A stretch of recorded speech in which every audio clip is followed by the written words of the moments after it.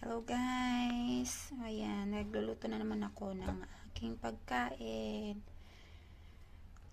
Laging ako lang naman ang kumakain. Kaya kung anong gusto kong kainin, yan.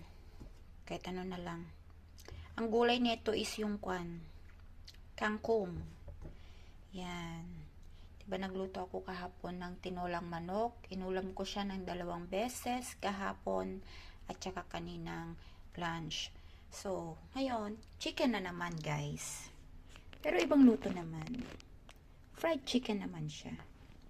Yan.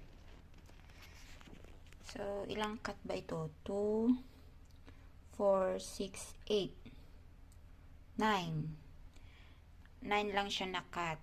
Ayan. Ako lang din naman ang kakain. Kaya nilakihin ko na yung cut niya. So, yan. Thank you for watching guys. Eat na po tayo.